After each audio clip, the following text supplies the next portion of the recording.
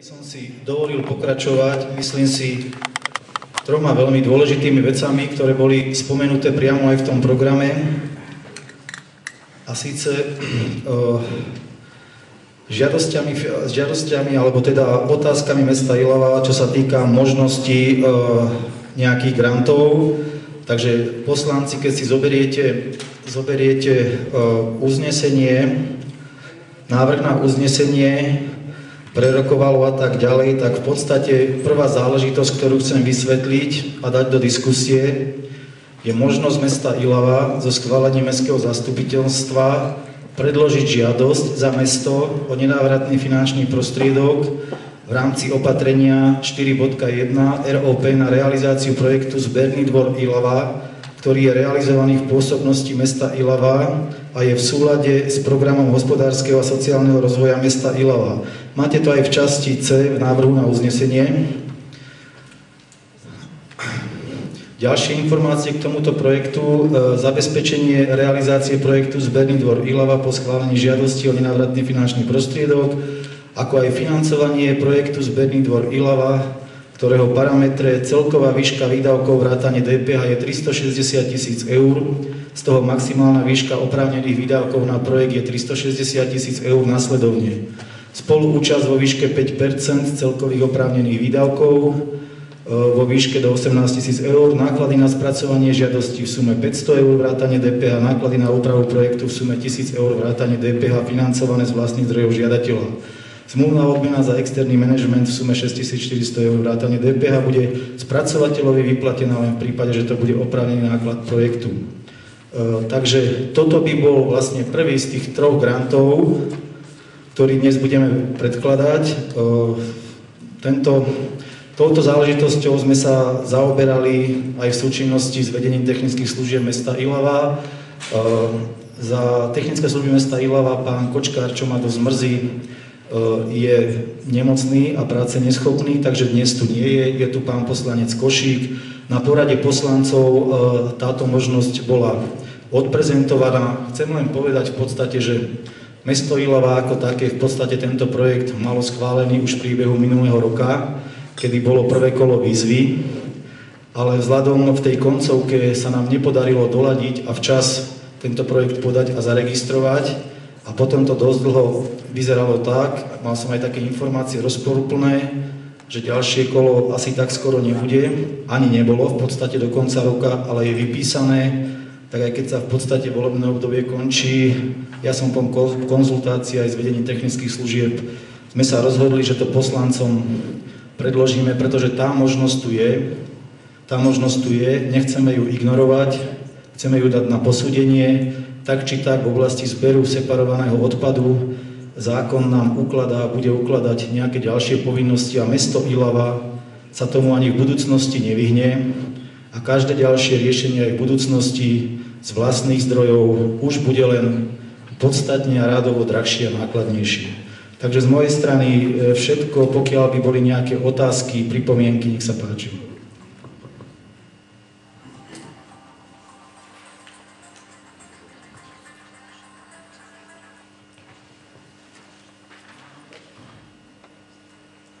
Ani pán poslanec Košík za technické, Milan? Ste o tom informovaní detailne, myslím si, že vyčerpávajúco. Pán riaditeľ, to je smola, tu nie je. Takže ak by neboli v časti C schvaľuje bod 2. Bod 2 aj s tými jednotlivými podbodmi 2.1, 2.2 by sme teda hlasovali, dal by som hlasovať, kto je za schválenie vlastne toho bodu 2 a vlastne predloženie kompletnej žiadosti, tak ako je definovaná v tom bode 2 a v podbodoch 2.1 a 2.2. Kto je za? Je niekto proti? Zdržal sa niekto hlasovania? Ďakujem pekne. Takže prešli by sme k ďalšiemu bodu.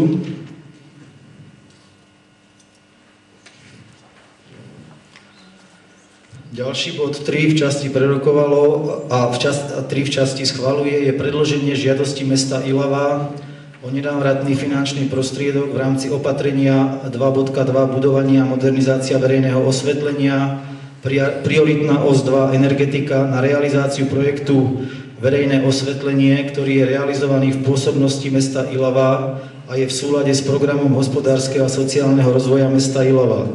Zabezpečenie projektu verejné osvetlenie po schválení žiadosti o nenávratný finančný príspevok a financovanie projektu verejné osvetlenie, ktorého celková výška výdavkov vrátane DPH je 262 500 eur, z toho výška oprávnených výdavkov na projekt je 262 500 eur nasledovne.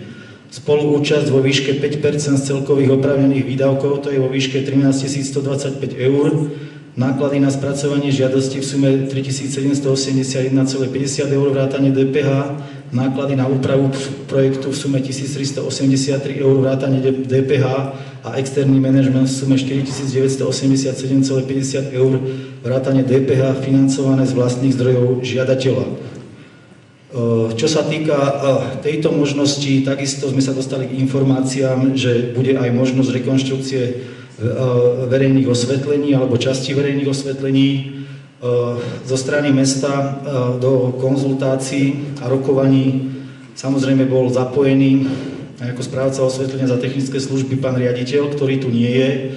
Pri rokovaniach bol aj inžinier Janušek a bol aj pán Slávik. Ja by som snáď najskôr dal slovo pánovi Slávikovi, pánovi Januškovi, ktorí vlastne aj chodili a mapovali ten priestor po meste, aby vysvetlili vlastne, o ktorú časť mesta by išlo a v akom rozsahu rekonštrukcie.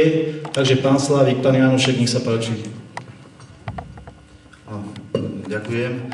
Ja len ozrejmím, že vlastne tie finančné prostriedky sú obmedzené, tak v zmysle toho sme aj pristúpili k riešeniu tohto problému vzhľadom na to, že my sme mali vypracované, alebo máme vypracované projektovú dokumentáciu pre celé mesto Ilava, mestskú časť Klobušice a Iliavku, čo sa týka rekonštrukcie verejného osvetlenia, ale je to radovo v inej výške, tak sme zvolili takú stratégiu, že osvetlíme teda štátne cesty, ktoré tvoria takú prirodzenú os Ilavy s tým, že bude osvetlená štátna cesta 1/61 a teda cesta 2/574. Na štátnej ceste 1/61 by to bolo od zastávky pri nemocnici po kruhovú križovatku, tam je zrekonštruované osvetlenie, následne od kruhovej križovatky po cintorín. A na ceste 2/574 by to bolo od podjazdu železničného, tam čas bude rekonštrukcia verejného osvetlenia v zmysle rekonštrukcie trate na 160 km rýchlosť smerom k okružnej križovatke a od okružnej križovatky hore po bývalú alebo už asanovanú čerpaciu stanicu Slovna, teda po tú zastávku pri družstve. Je to nejakých 110 svietidiel, vlastne budú to nové rozvody, nové stĺpy, nové osvetľovacie telesá, s tým, že teda je taký zámer položiť ich chráničku pre optokábel, ktorý by potom tvoril teda nejakú zásnosnú kostru pre ďalšiu digitalizáciu mesta. To je všetko. Ďakujem pekne. Pán Slavik, chcete doplniť? Čiže v podstate pracovníci mesta, ako som menoval, pán Slávik, pán Janušek, aj s pracovníkom firmy, ktorá rieši technickú stránku vecí, v podstate ten terén aj preliezli a toto je viac menej ich návrh a odporúčanie, pretože do toho projektu sa musíte nejako napasovať, aby sme sa zmestili. Mali by to byť také časti, ktoré spĺňajú podmienky tej výzvy, ktoré zase nie sú jednoduché, takže došlo sa k tomuto riešeniu, ktoré nakoniec ani nie je zlé. Z môjho hľadiska, ja nie som technik, ale dajme tomu, keď si predstavím, že tento kríž, keď to tak pomenujem, v podstate zasahuje do všetkých 4 mestských častí, alebo jak chcete, volebných obvodov Ilavy. Takže to, čo v minulosti bolo niekedy diskutované, že niekde tam viac, niekde menej, niekde nič a podobne, tak v podstate tento projekt, ak by sa podaril, čo chcem veriť, čo sa týka tejto veci, je dimenzovaný a smerovaný tak, že v podstate naozaj zasahuje do všetkých 4 mestských častí. Keď si to zoberieme od kanála Váhu, tak v podstate to je časť Sihoť smerom temer hore po križovatku pri Lidli. Keď to zoberieme od Košece smerom zase ku križovatke pri Lidli, tak je to vlastne mestská časť Stred, mesto, nad okružnou križovatkou smerom hore ku skale Medňanská skala a vlastne z križovatky smerom k nemocnici a ďalej k Veľkému Kruhaču je to mestská časť nemocnica s poliklinikou. Čiže toto sú také základné veci, informácie k tejto výzve. Znovu bolo to riešené a predložené detailne aj na porade poslancov. Je tu tá možnosť, takže my sme zvážili a predkladáme to tak, ako to bolo odprezentované na prípadné schválenie. Dávam slovo poslankyniam, poslancom, nech sa páči.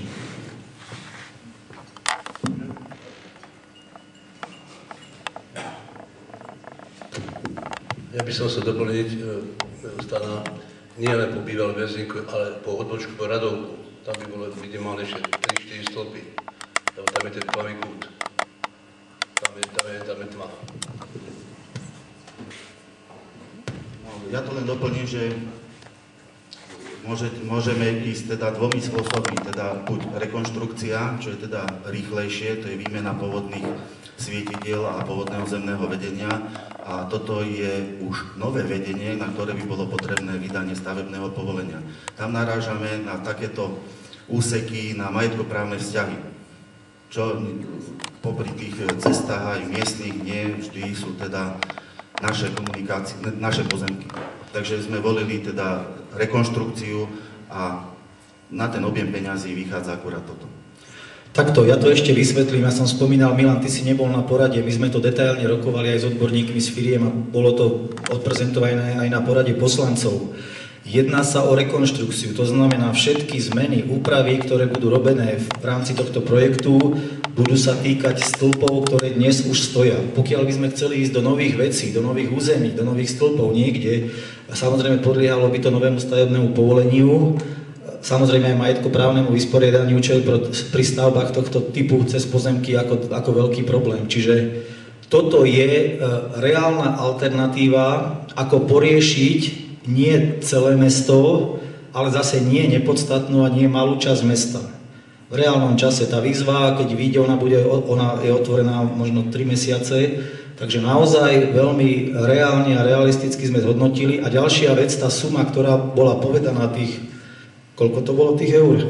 To je vlastne horná hranica, čiže vždycky tá výzva okrem iných parametrov, minimálna hodnota alebo minimálna výška nákladov a potom maximálna. Čiže preto je to takto riešené. Hovorím, toto bolo odprezentované aj na porade poslancov, si nebol. Ak niekto ďalší, nech sa páči. Chcem sa spýtať, odmena externý manažment vo výške zhruba 5 000 eur financované z vlastných zdrojov žiadateľa, či je oprávnený náklad? Na verejnom osvetlení asi nie. On to ešte nevedel definovať presne a zatiaľ máme informácie, že nie je. Čiže nás to bude stáť, vzhľadom na to, že to nie je oprávnený náklad, ešte ďalších 5 000 eur, hej? Áno. Poviem tak, že s tým treba ako reálne rátať. Je to aj tu, netajíme sa tým, je to tu. Čo sa týka celkovej výšky investície a čistej finančnej hodnoty príspevku, tie čísla tam máte, takže je to na vaše zváženie.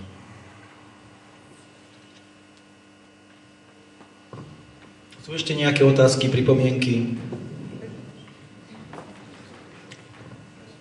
Ja by som mohla ešte k tomu doplniť, ak vás to zaujíma, že ako sa bude musieť zmeniť rozpočet, ako toto sa schváli s tými 5% spolúčasťami, tak to bude v kapitálových výdavkoch, tá 5% spolúčasť, 18 000 na zberný dvor a 13 125 na verejné osvetlenie, to je tých 23 125. Potom odmeny v prípade, že ten zberný dvor bude ako náklad, ktorý by sa vrátil, tak ten nie je zarátaný do našich nákladov, ale za verejné osvetlenie a cezhraničnú spoluprácu to bude 6 163, na prepracovanie projektov 2383 a náklady na vypracovanie žiadosti 4980, aj 50 halienov, 50 centov.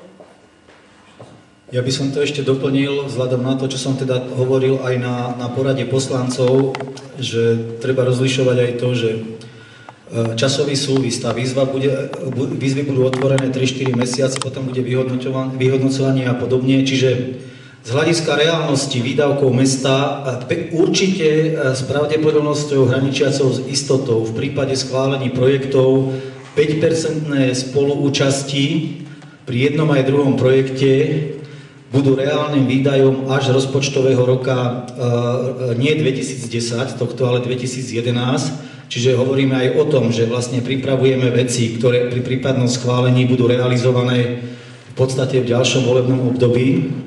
Ale zase podmienky sú nastavené teda tak, že vypisovateľ výzvy okrem iných povinností zadal aj v súvislosti s podaním výzvy a žiadosti ako jednu z povinných príloh aj deklaráciu, alebo teda schválenie už týchto spoluúčastí súčasne s podaním výzvy. Čiže my ich, preto vám to dávame teraz. Ale upozorňujem, hovorím na tú reálnosť, 5% spoluúčasti s pravdepodobnosťou hraničiacou s istotou budú reálnym výdavkom a reálnou potrebou mesta Ilava až v rozpočtovom roku 2011. Máme svoje skúsenosti, podobne sme mali narozpočtovaných 5% spoluúčasť na, dajme tomu, na centrálnu mestskú zónu už minulý rok a vidíte, že tiež sa to prenieslo, tie procesy trvajú a reálna potreba, vlastne my ju teraz máme v rozpočte na tento rok, bude najskôr až v tomto roku a povedal by som, že najskôr možno až v druhom pol roku tohto roku. Čiže aby sme to videli v súvislosti s rozpočtom a hlavne reálnosťou výdaja. Ešte chcem povedať jednu vec. Ja som konzultoval s kolegami, starostami z okolia. Čo sa týka zberného dvoru, počuli ste výšku našej investície. Padal som na kolená v Pruskom, všetka česť, keď mi starosta Pruského a prednosta pán Cibík a pán Polešenský povedali, že Pruské predkladá, respektíve bude predkladať zberný dvor, nakoniec je to aj pán Pecuš, vo výške, myslím, okolo 30 miliónov korún, čo teda je niekde úplne inde, ako máme my, čiže my sme pri zemi, my to naozaj riešime triezvo. Košeca, robili sme jej dokonca aj stavebné povolenie ako stavebný úrad na časť zberný dvor a podala ho už minulý rok, keď my sme nestihli a nebola úspešná, ide ho podávať znovu, s tým, že znovu to hovorím v korunách, oproti našim, ja neviem, 9 miliónom zhruba a niečo, možno 10, tak oni sú niekde v intervale medzi 14 až 15 miliónmi korún. Podotýkam, že sú to obce s polovičným počtom obyvateľstva, ktoré okrem iných vecí riešia v podstate všetky tie hlavné programy a projekty, ako my. Riešia základné školy, pokiaľ mám informácie, riešili časti osvetlení minulý rok už z norského finančného mechanizmu, aj jedný, aj druhý. Toto mám ústne od starostov a v Pruskom aj od prednostu pána Polešenského. Takže akože zase, viete, ja to poviem tak, že idú do toho tieto obce, cítia sa na to, aj keď samozrejme bude ich to niečo stáť, tak naozaj nevidím objektívny dôvod, prečo by sme nemali do toho ísť my. Osobne by som to považoval za moju hanbu, pokiaľ tu sedím, ako na tieto veci nereagovať a do nich neísť, preto je to aj na stole. Nech sa páči ďalší. Ešte doplňujúcu otázku. Externý manažment bude vyplácaný až po akceptácii projektu. Hej? Ja by som teda navrhol do uznesenia dopísať... Môžem?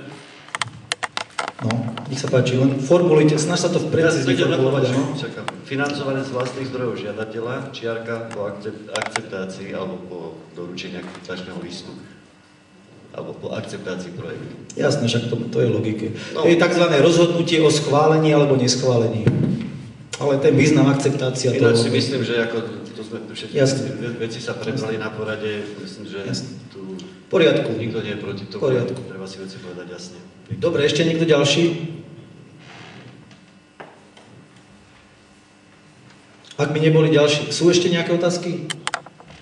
Ak mi neboli, dal by som hlasovať, teda kto je za to v časti C schvaľuje ten bod 3 aj s podbodmi 3.1, 3.2. Kto je za schválenie tejto žiadosti a tohto projektu, za podanie?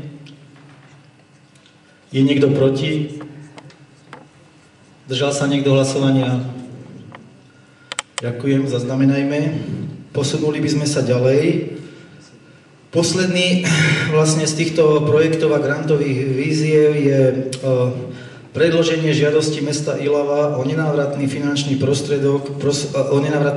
prostriedky v rámci opatrenia 1.6 Fond mikroprojektov na realizáciu projektu Dní slovensko-českej kultúry v Ilave, ktorý je realizovaný v pôsobnosti mesta Ilava s podbodmi 4.1. Zabezpečenie realizácie projektu Dní slovensko-českej kultúry v Ilave po schválení žiadosti o nenávratný finančný prostriedok a 4.2. Financovanie projektu Dní slovensko-českej kultúry v Ilave, ktorého celková výška výdavkov vrátane DPH je 23 529,41 eur. Z toho výška oprávnených výdavkov na projekt je 23 529,41 eur nasledovne. Spoluúčasť vo výške 5% z oprávnených výdavkov, to je vo výške 1176,47 eur.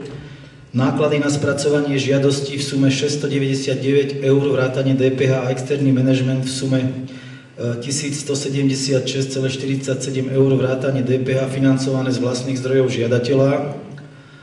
Len taký detail, vlastne tento projekt, pokiaľ by bol samozrejme odsúhlasený, podaný a schválený, časovo je dimenzovaný do týždňa, keď v Ilave by mal byť Bartolomejský jarmok. Čiže dávame to aj z toho hľadiska, že chceme udržať samozrejme tradíciu tých jarmokov, možno to robiť aj, by som povedal, nechcem povedať, že lepšie, lebo ľudia, ktorí ho robili v minulosti, aj v predchádzajúcich obdobiach, aj volebných, ho robili určite dobre a má svoje renomé, ale by som povedal tak, že vo väčšom rozsahu, ale zároveň to, čo sme aj deklarovali, lebo vždy to stojí peniaze, tak vlastne na to, aby sme to mohli robiť vo väčšom rozsahu, chceme zohnať aj externé financie, čiže nejakým spôsobom naozaj si pripraviť tie financie nielen z vlastných zdrojov, ale teda aj z grantu. Čo sa týka tohto projektu, myslím, že dosť na ňom robila, alebo robí aj pani Bakošová. Ak by ste prípadne niečo k tomu chceli povedať, prípadne prednosta, predtým ako dám slovo poslancom, tak nech sa páči, ale na mikrofón, prosím.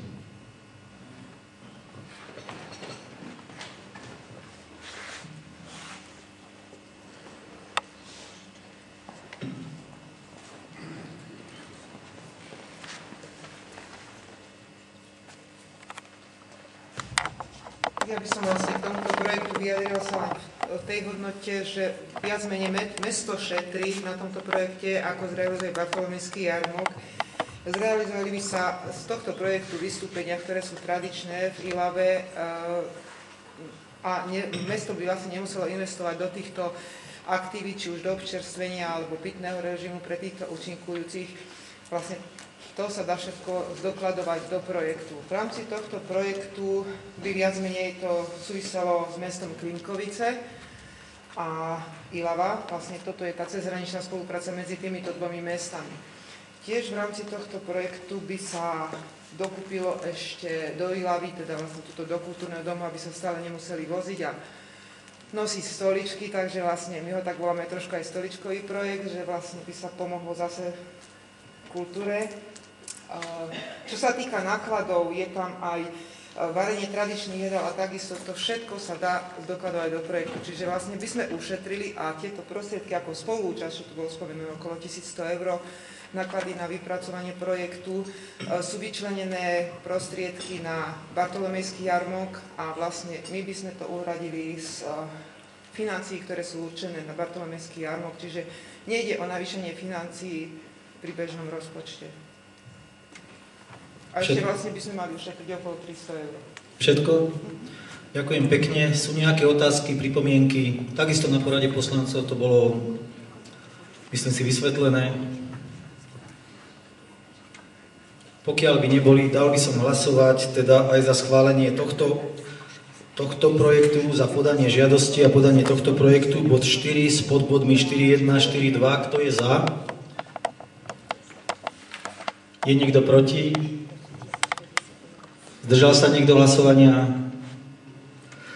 Teda by sme pokračovali finančno-majetkovými veciami. Inžinierka Podmajerská, myslím, že by bolo úplne logické, keby ste teraz v súvislosti s týmito 3 schválenými žiadosťami pripravili vlastne aj s nimi súvisiace zmeny rozpočtu mesta Ilava.